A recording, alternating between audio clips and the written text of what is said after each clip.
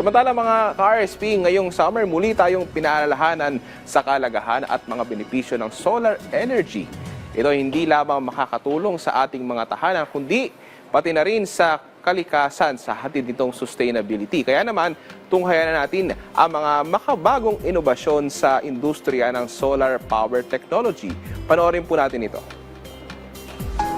Sa gitna ng lumalawak na pagsusumikap para sa mas malinis at mas sustainable na enerhiya, naganap ang isang Solar Innovation Exhibit, ang pinakamalaking pagtitipon ng mga innovator, supplier at eksperto sa larangan ng solar power at energy storage solutions. Mahigit 300 exhibitors mula sa Pilipinas at iba't ibang bansa ang kabilang dito. Kasama na ang higit 15,000 attendees na nagpunta upang matuto at masaksihan ang pinakabagong development sa industriya. This is the 11th edition, and every year it just continues to grow. It's a real mixture of companies from the Philippines, from China, from Singapore, from further afield, so it's a real melting pot of different companies from across the world. High-efficiency solar solutions sa mas abot kayang halaga naman ang pangako ng isang Qatar-based solar installation company. Gamit ang advanced solar panel design, nais nilang ipakita ang kanilang smart energy storage system na magbibigay daan sa energy independence, lalo na para sa mga bansa tulad ng Pilipinas na lubos na nakadepende sa imported fuel.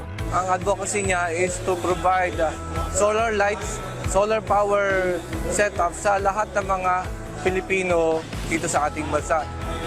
Ito ay galing from Qatar, is a company from there. Then we will bring it here in the Philippines. Isa pang game-changing innovation ang pagpapakilala ng kanilang AI-powered app na magmamanage ng solar power consumption ng residential users. Meron din itong real-time monitoring at predictive analytics upang ma-optimize ang solar usage. You can calculate what best inverters and application or installation will be used in your house. Present din sa event ang mga foreign supplier na bukas sa mga Pilipinong naisubukan ang solar energy power. We offer in here Philippines local, it's hybrid and on-grid. Our product is supplying the solar panel, the battery, and the solar inverter. Ilan lamang ito sa maraming exhibitors na nagpakita ng promising technologies. Maliban dito, nagkaroon din ng mga panel discussion at forum kung saan tinalakay naman kung paano mapapabilis ang transition ng Pilipinas patungo sa renewable energy. So I think the future is really, really exciting, and obviously the Philippines government really sees solar power as a key cornerstone of its energy strategy. Ang gawain ito ay patunay na ang kinabukasan ng enerhiya ay maliwanag, lalo na kung patuloy na susuportahan ang innovation at accessibility ng solar power para sa lahat.